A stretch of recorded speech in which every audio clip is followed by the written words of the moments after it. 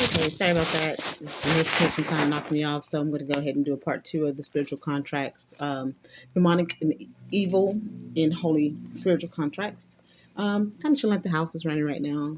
Doing some studying and some writing. So, excuse my look. I look homely because I am at home resting. Anyway, so back to what I was saying. Family curses. All right.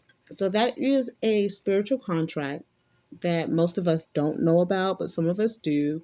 That means that anywhere up to 10 generations back, that a family member could have made a demonic covenant with a demonic entity to gain something. Usually it's fame, riches, husbands, wives, whatever the case may be. Something that they wanted. They wanted to gain that, so they did a spiritual contract with a demonic entity. And in that contract, they did not realize that they would be affecting, either they did or didn't care, but in most cases they didn't realize that they would be affecting up to 10 generations down the line.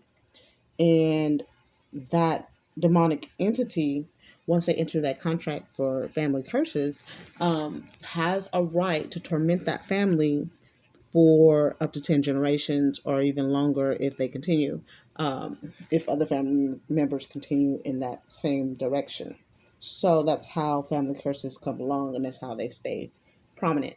Now, that is a contract, because even though you weren't born or other family members were not born, that contract still stands. It's almost like, you know how when they tell you in the physical world to read the fine print, it's always in the fine print. Like any type of demonic contract usually involves connecting your children, your children's children, and all that to it. So you'll see families where they have a history of family of marriages not working, or you'll see them where the men die at like 29, or even women, same thing. Um, the women have a history of not being able to keep a man, or um, they're cursed with poverty or something like that. So you'll probably see a lot of these curses within your family. You just don't know that they're curses, but that is it. Those are spiritual contracts that stand even if you weren't a part of that lifestyle, but your family was.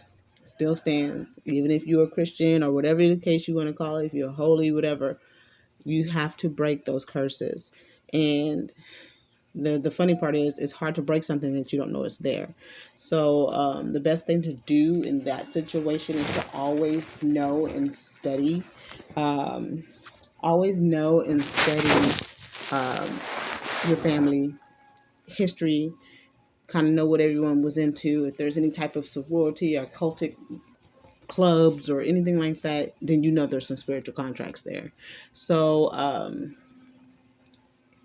family curses are fickle, because I mean, a lot of times we have nothing to do with them, but we still have to adhere to the spiritual law of that contract, because it is a part of what they signed up for, and then that gives the spiritual demonic realm access to your family to run rampant, and they have the spiritual right to be there.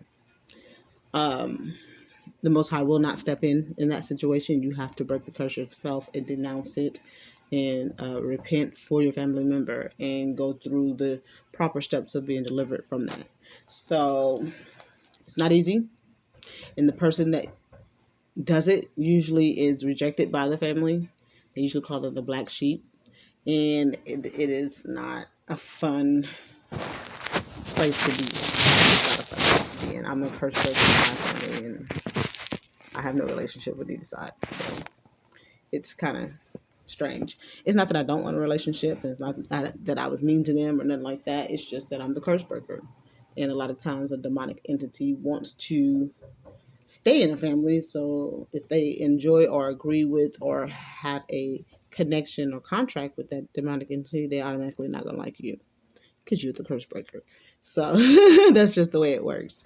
So if the lighting changes, it's because the sun's coming out. I think it's time to stop raining. So that's good. Now you can see my face a little better. But family curses are really fickle. Like I said, get to know your family history. Don't put anything past anyone. You never know what people are into behind closed doors. Okay? So, the next one for spiritual demonic evil curses would be possession. Ironically, a lot of people think that the demon can just jump on you and that's it. It has you and you're possessed. No, you have to come into agreement with that type of thing. At some point, you came into an agreement with that demonic entity, and then over time, that demonic entity tricked you into, or not even tricked, but gain access to you to completely control, and that's what it is. That is what we call possession when a demonic entity controls an entity. Uh, when a demonic entity controls a person completely. So possession is a contract. It is something that you agreed to at some point in time. At some point in time, you agreed to the perks that you were getting from that demonic entity, and at that point, they gained the right to you, to have access to you in that way. Demonic possession is nothing to play with. Don't believe any of those silly scenes in movies. It is a very serious issue. Um, some demons are very well. Some demons are very strong. So if you do come across someone who is possessed, don't think, "Oh my God, I'm gonna get some holy water and a cross," and do no, that's not gonna work. So you need to get into the word and see what it you need to do to break that possession. A lot of times, fasting and praying has a lot to do with that, especially with the ones that have very, really strong strongholds. You have to do that, and you have to be prepared to even face the demon. A lot of times, people kind of get arrogant and they think, well, this and this and this. I'm strong. I can this.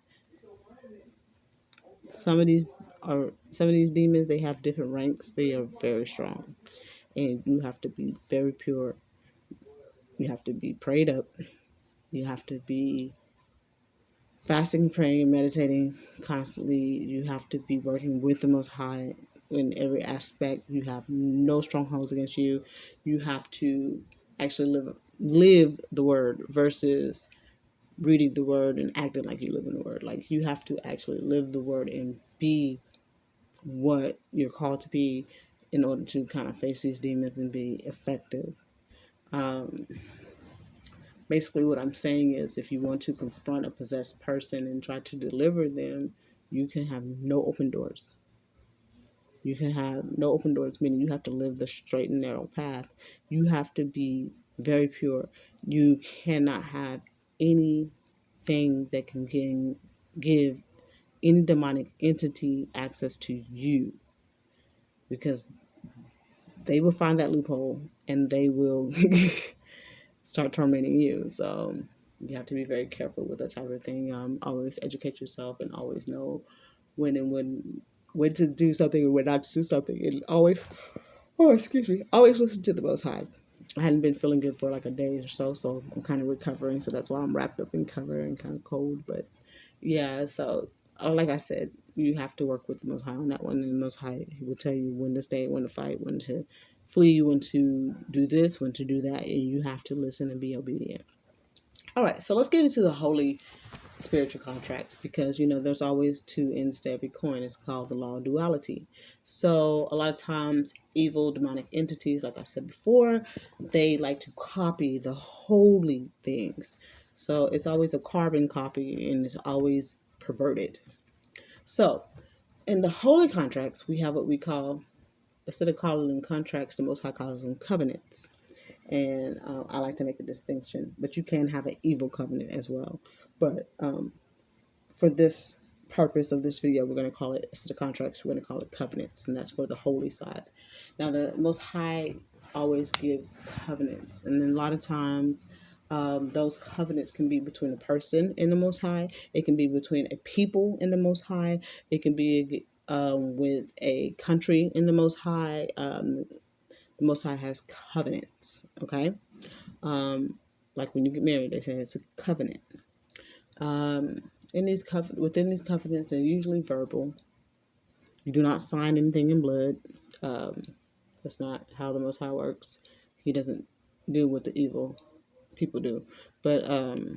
but it's usually a verbal um, understanding of an agreement, basically. Now, with that, the Most High takes covenants very seriously. If you break a covenant, any spiritual protection you have from the Most High will be gone.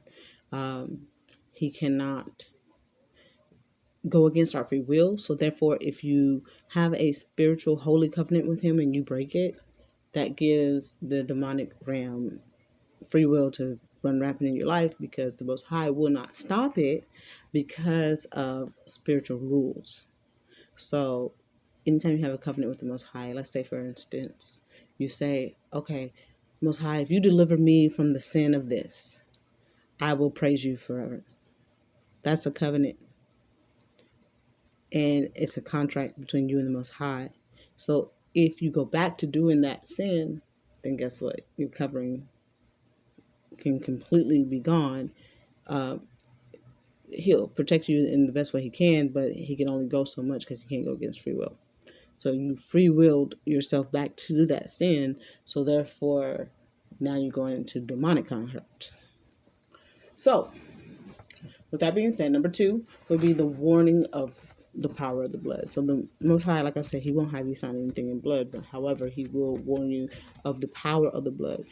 He speaks about the power of the blood of Christ. How he also mentions it in the dietary laws, like we're not to eat blood and stuff like that, because the blood has your spiritual signature on it. Blood is very powerful. Anytime you put blood into a ritual or blood into anything, it actually enhances that type of magic or that type of ritual. So that's why a lot of evil people like to use blood. They use sacrifice. Oh, and demons, they like to use that as well, blood. So he will warn you against that. You can also have a verbal contract. An example was what I kind of just gave, but a verbal contract with the Most High.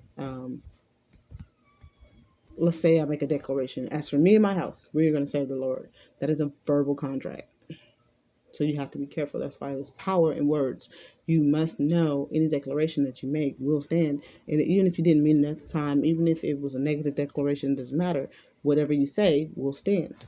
So verbal contracts are very important to be aware of.